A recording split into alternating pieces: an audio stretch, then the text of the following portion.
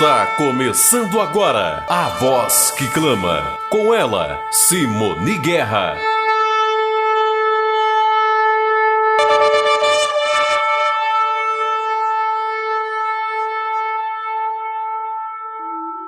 Se você está gostando da série que nós estamos apresentando sobre as restaurações necessárias para a vinda do Messias, se você gostou da última gravação, que nós falamos sobre a restauração das leis, a importância das leis, você vai compreender agora como é importante também a restauração da família. De repente você vai pensar assim, mas como que eu vou restaurar a família? Que família é essa a ser restaurada? Bem, nós encontramos na palavra que certa vez o Salvador estava com os seus discípulos assentados, ensinando, uma grande multidão o seguia, e alguém se aproximou dele e disse: olha, a tua mãe e os seus irmãos estão aí, eles querem falar contigo. Talvez você já tenha lido sobre isso. Qual foi a sua resposta? A minha mãe e os meus irmãos são aqueles que fazem a vontade do meu Pai que está nos céus. Então, esses são os nossos irmãos e nossas irmãs. Essa é a nossa família que precisa ser restaurada. Porque o Eterno diz, através do profeta Jeremias, e em Ezequiel também está escrito, que Ele quer ser o nosso pastor. Porque os pastores que você tem visto por aí, eles querem apenas comer a carne das ovelhas, arrancar o couro das ovelhas. Pede para as ovelhas até o impossível. E Ele promete que Ele vai ser o nosso pastor. Ele é que vai nos reunir. Não somos nós. Não existe já um aprisco preparado.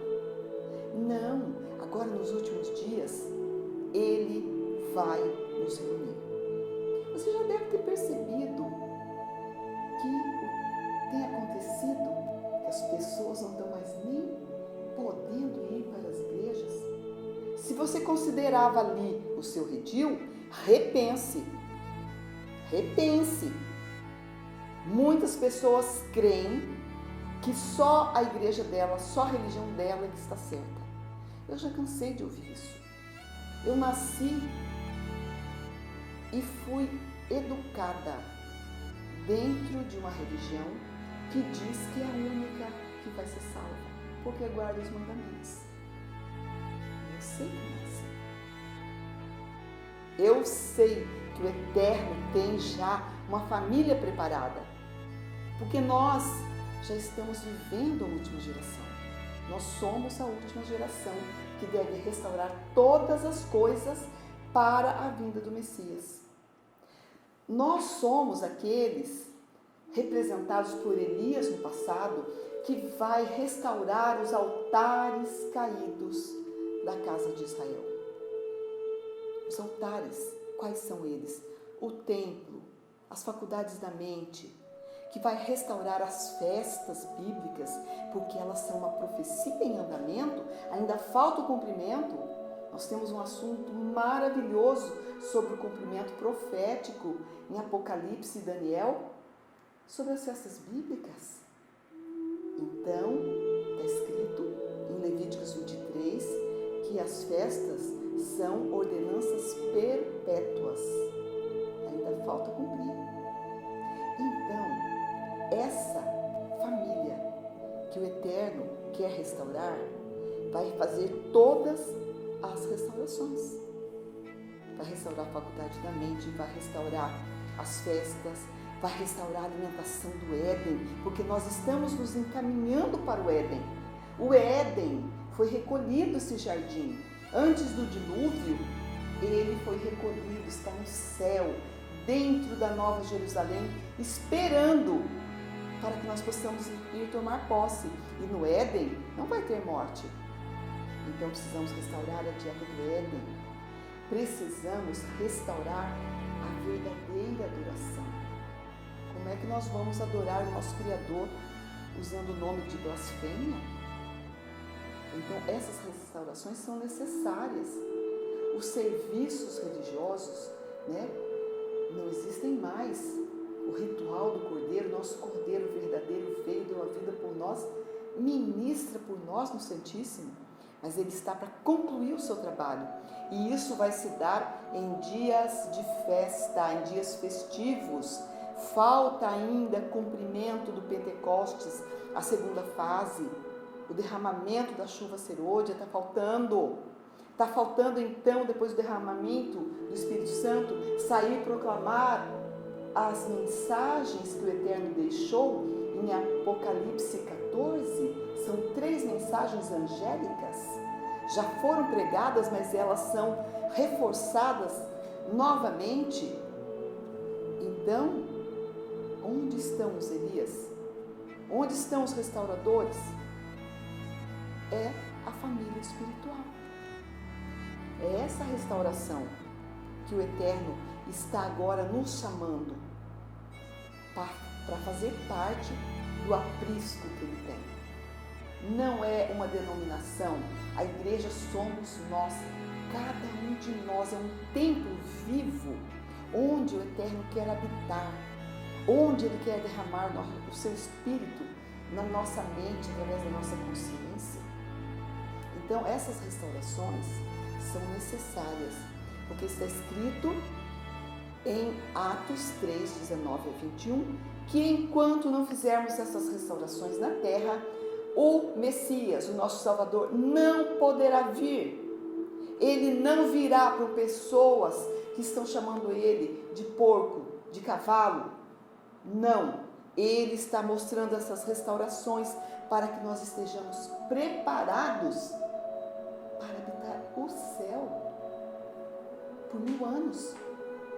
Veja bem, é uma responsabilidade muito grande. Nós saímos daqui para irmos lá, para consultar os livros, para julgar as pessoas que lá não estão ou não estiverem. É uma grande responsabilidade. Por isso, essa restauração, por isso a compreensão dessa mensagem, que é a restauração da família espiritual. Não se preocupe com placa de igreja, com organização. Não se preocupe, o Eterno não quer nada disso. Lembre-se da figura apocalíptica que diz que o apóstolo João viu uma mulher na Bíblia significa igreja, sentada em cima de uma besta. Veja, a mulher ou as doutrinas sentada em cima de uma besta, sendo conduzida por um poder que não tem nada a ver com as doutrinas muitas vezes. Então, vamos fazer um estudo mais profundo sobre isso, só para você saber. A família espiritual precisa ser restaurada. Paulo, quando ele escreveu o livro de Romanos, ele deixou muito claro que, embora o povo de Israel seja como a areia do mar, só o remanescente é que será salvo. Então, nós já vemos aí, como Paulo diz, que não é muitas pessoas, só o remanescente, só aqueles que compreenderem, só aqueles que quiserem. O reino do céu, ele não é para todos. A salvação é para todos os que aceitam. E o reino do céu é para aqueles que aceitam, que estão decididos a obedecer e por isso eles são escolhidos. Há uma diferença aí. Então, Paulo diz assim, em Romanos 11, de 25 a 29, ele diz: porque não quero, irmãos, que ignoreis este mistério, para que não sejais presumidos em vós mesmos, que veio o endurecimento em parte a Israel, até que haja entrado a plenitude dos gentios. Vamos compreender isso? Quando os apóstolos começaram a pregar, depois que eles receberam o poder do Espírito Santo, o dom que foi enviado do céu através do sumo sacerdote, quando começou o seu ministério no tabernáculo do céu. Então ele ofereceu o sacrifício dele mesmo e deu dons aos homens. Ele deu o dom do Espírito Santo. Então eles começaram a pregar e muitas pessoas foram se convertendo. Só que isso incitou a liderança judaica. Por quê? Eles tinham o templo com uma certa idolatria, uma grande idolatria. E eles começaram a impor tantas leis, tantos dogmas, tanto farisaísmo, que o Salvador precisou vir e acabar com aquilo. Agora os discípulos começaram a pregar no nome do Salvador e isso foi incitando. Eles foram perseguindo, Herodes mandou matar Tiago e Estevão foi apedrejado. E quando Estevão foi apedrejado, 3 anos e meio depois que o Messias foi ao céu, é também um cumprimento profético, que o ungido, em uma semana ele faria o seu trabalho, mas no meio da semana ele seria retirado, uma profecia de Daniel. Então, durante uma semana, foi pregado o Evangelho aos judeus.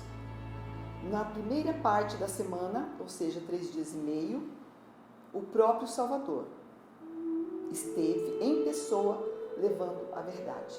Não foi aceito. A profecia dizia que no meio da semana ele seria tirado. Então eles continuaram pregando agora o nome do Salvador. Mais 3 anos e meio, Estevão foi apedrejado. E isso abriu o caminho agora para a pregação aos gentios. Porque os apóstolos sendo perseguidos, eles foram agora a todas as nações levando o Evangelho. Então, como diz Paulo aqui, que aconteceu essa rejeição, foi permitido. Quem rejeitou é quem realmente não tinha o coração no Criador, não tinha o seu amor dedicado a Ele. Por isso eles rejeitaram, senão eles teriam conhecido o tempo da visitação. Então, o Evangelho, ou as boas novas, foi levado aos gentios. E Paulo fala assim, e assim, continuando em Romanos 11, todo Israel será salvo, como está escrito, virá de Sião o libertador, ele apartará de Jacó as iniquidades, e esta é a minha aliança com eles, quando eu tirar os seus pecados. Então, Paulo vem dizendo em todo o capítulo 11 de Romanos sobre a rejeição dos judeus, sobre os gentios serem enxertados, mas fala também que nos últimos dias haverá um reconhecimento por parte dos judeus. Depois que for pregadas as boas novas aos gentios, então é hora dos judeus aceitarem a figura do Messias. E isso já está acontecendo. Por isso eu digo, nós somos a última geração. Nós estamos vivendo os últimos momentos da história deste mundo. Então, muitos judeus serão reenxertados na videira verdadeira, porque eles vão compreender, então, as boas novas que o Salvador veio trazer, que Ele próprio é o Cordeiro e que ministra por nós no santuário celestial. Bem, nós encontramos um texto muito interessante lá em Amós. Vamos ver então Amós, que fala assim, que o povo de Israel, veja bem, eles foram divididos em 2 tribos. A tribo do norte ficou com o domínio de Efraim e a tribo do sul ficou com o domínio de Judá. Então, Judá e Benjamim fizeram parte do reinado do reino do sul. E Efraim, então, e as demais tribos, ou seja, as 10 outras tribos, com o reino do norte. Só que As 10 tribos, elas começaram muito cedo a se distanciar do Altíssimo. Por quê? Devido a uma certa ciumeira, por assim dizer, de que o povo fosse então adorar em Jerusalém e pudesse então se voltar novamente a se unir às 2 tribos, então foram colocados altares e sacrifícios e muita idolatria para o Reino do Norte.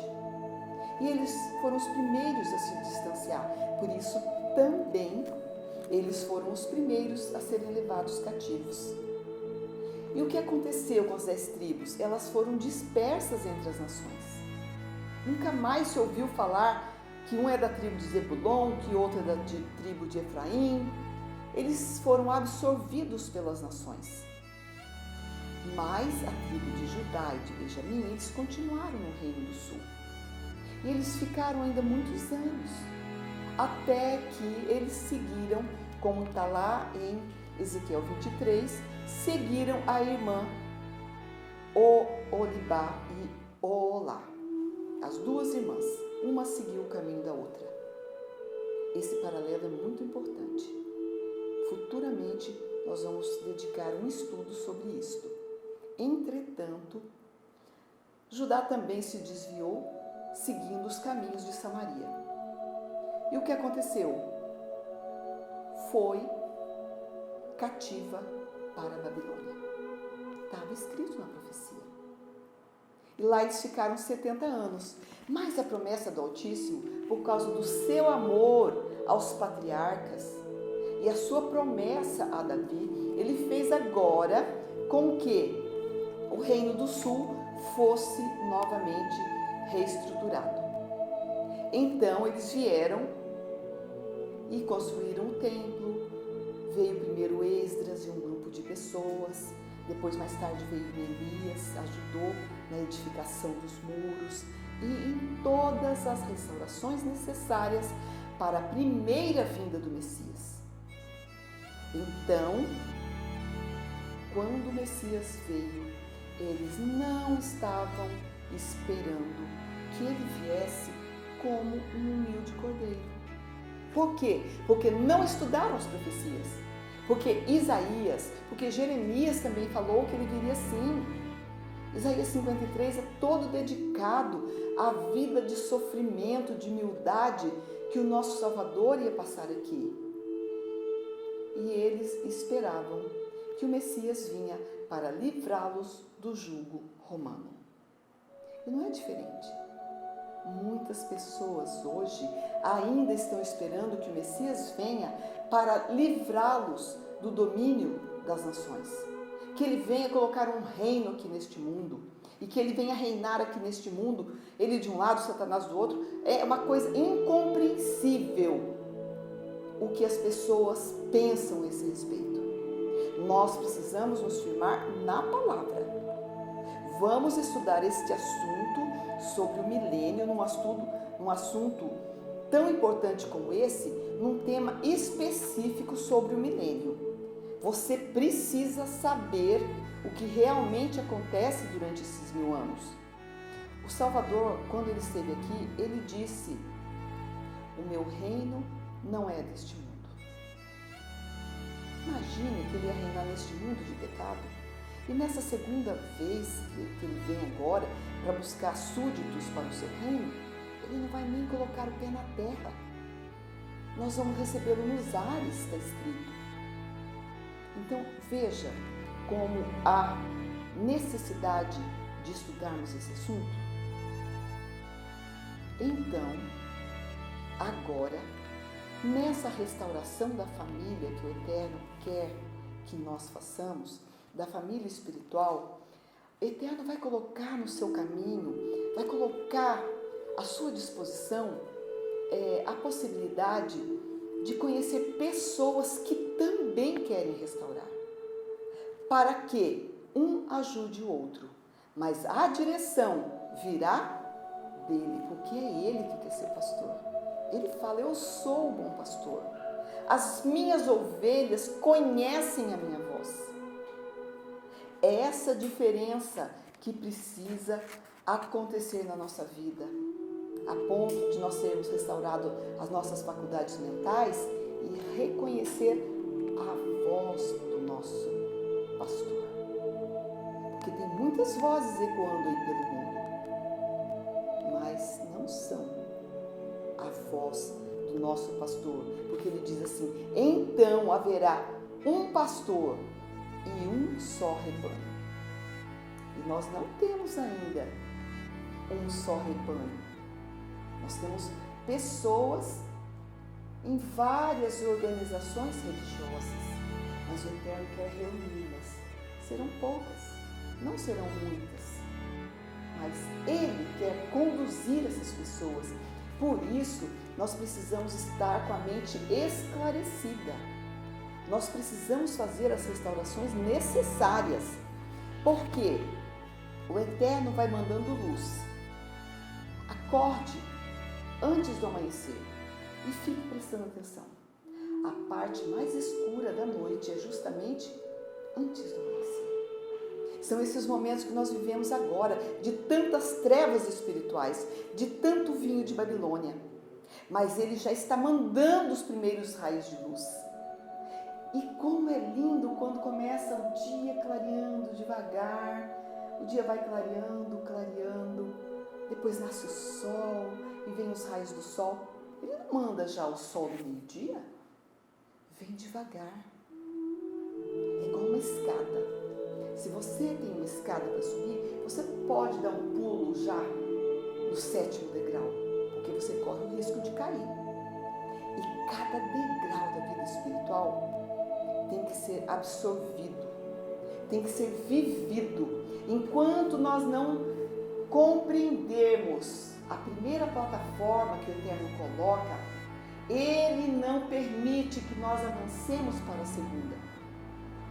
É uma sequência.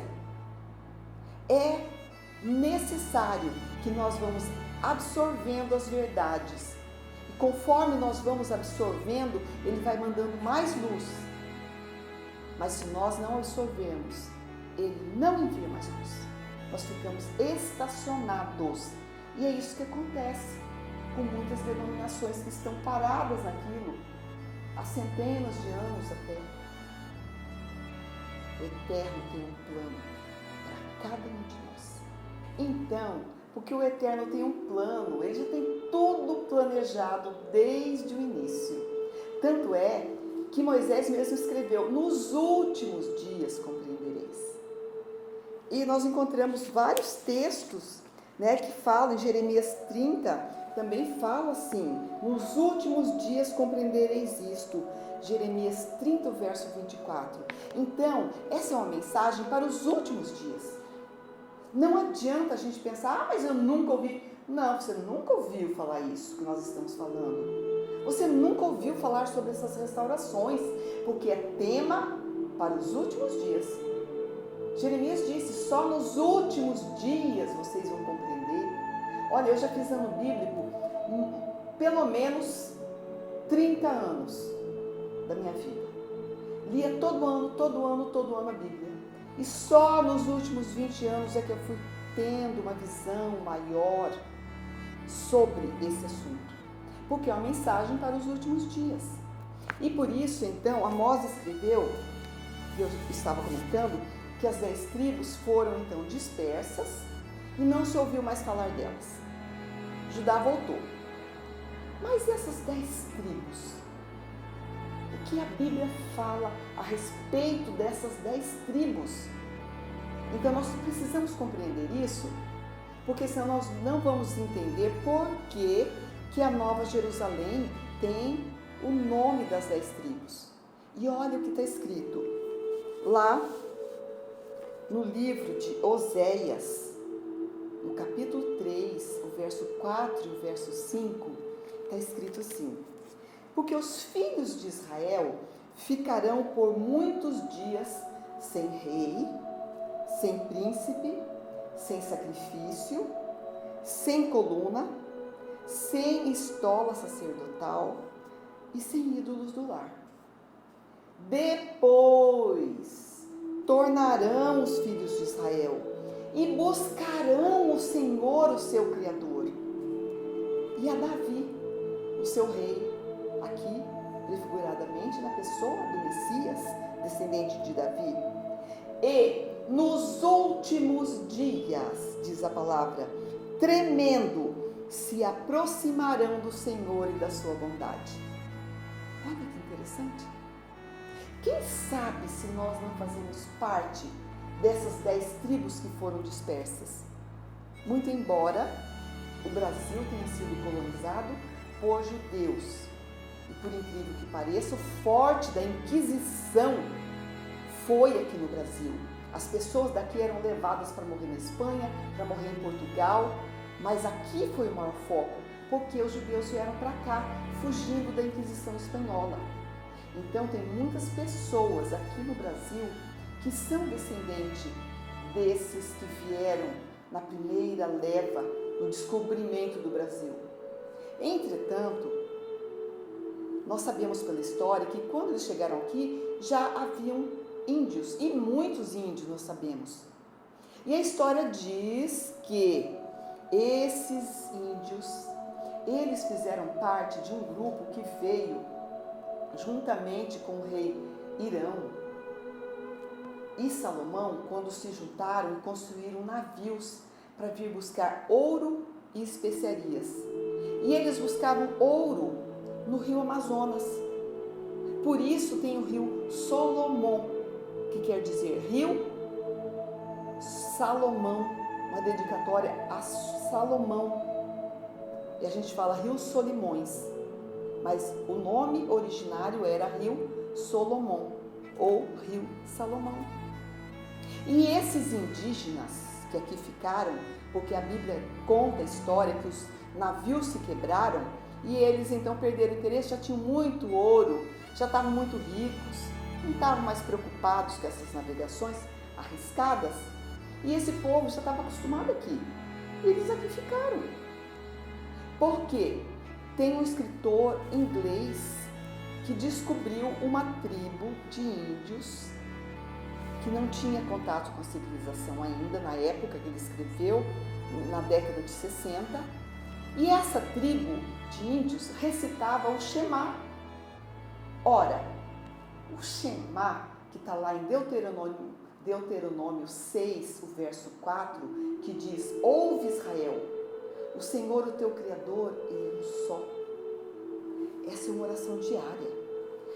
Até hoje, os descendentes de Israel proclamam de manhã, eles se inclinam e dizem: Shema Israel, Adonai Eloheinu, Adonai Echad. E aí eles ainda acrescentaram: Baruch Shem Kevod, Malhutô Leolam Vaed. Ou seja, ouve Israel, o Senhor, o teu Criador, Ele é um só. Bendito seja o seu nome para todo o sempre. Então, se um dia você vê um judeu, nesse movimento, ele está dizendo que sim, que ele adora o verdadeiro Criador, que ele ouve o verdadeiro Criador, que é um só. De manhã e à tarde eles falam isso. Então, esses índios que foram encontrados recitando o Shema, eles muito possivelmente eram descendentes dessa época que Salomão tinha os navios que vinha buscar ouro na região do Amazonas. O ouro de Ofir vinha aqui do nosso Brasil. E a gente estudando, você vai conhecer o que significa Barzilai, era um amigo de Davi. Barzilai significa Brasil. Você tem que entender muitas coisas para a gente compreender o significado da nossa verdadeira história, que não é exatamente aqui está nos livros escolares. Então, olha o que diz a palavra. Em Apocalipse 21, nós encontramos, no verso 12, diz assim, falando sobre a nova Yarushalayim. Que cidade é essa? Yarushalayim. Yah, eu sou. Yahushua, eu sou a salvação. Yarushalayim, eu sou o nome do Altíssimo. a tua paz. Que nome lindo para uma cidade, né? Eu sou a tua paz.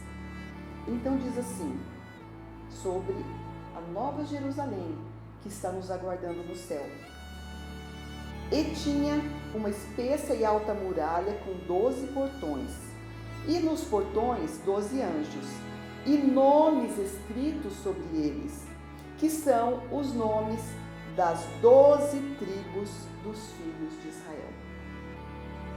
Então, nas portas da cidade terão nomes, e cada um de nós que somos enxertados, nós vamos entrar por um determinado portão. Não é por qualquer um. Então, de acordo com o nosso caráter, de acordo com a nossa personalidade, nós faremos parte de uma das tribos. Eu já consegui me identificar, mais ou menos. Então, veja bem, e além do nome das 12 tribos em cada porta, o verso 13 diz assim: 3 portões para o lado do oriente, 3 portões para o lado norte, 3 portões para o lado sul e 3 portões para o lado do ocidente. E a muralha da cidade tinha 12 fundamentos, e neles os nomes dos 12 apóstolos, ou dos 12 emissários do Cordeiro. Então, nós percebemos aqui que existe assim um paralelo entre as tribos e entre os apóstolos. E se você quiser compreender com mais detalhes, eu recomendo este livro da Casa Publicadora, Irmãos do Rei. Aqui o autor, ele conseguiu então, pela personalidade de cada um dos apóstolos, fazer uma ligação com cada uma das tribos. E é interessante, prezado ouvinte, que ele foi aglomerando de forma que cada 3 tivesse, então, um título. Os filhos da reforma, por exemplo. Então, aqui está falando de Rúben, de Simeão e de Judá. Os 3 primeiros filhos de Jacó ou de Israel.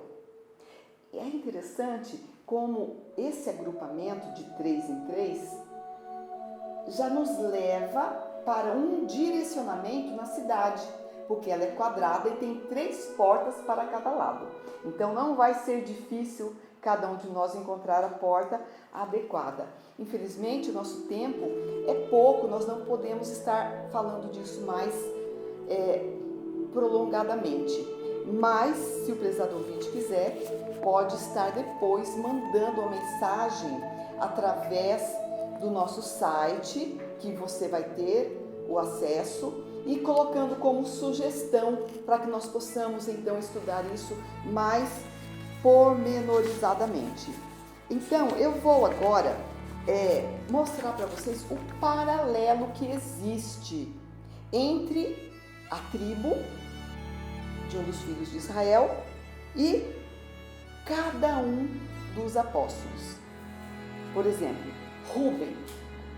Rúben, nós podemos compará-lo com Tomé, porque Rúben era fraco, vacilante, duvidoso, e com a mudança de caráter ele se tornou amável e de coração bondoso. Então, muitos de nós podem fazer parte dessa tribo, mas tem que conhecer os atributos do caráter e mudar. Simeão. A comparação da tribo de Simeão é justamente Simão Zelote. Ele era influenciado, sem controle, mas com a mudança de caráter ele se tornou zeloso, se tornou fiel. Levi, podemos compará-lo com João, não é? Levi, ele foi cruel, obstinado,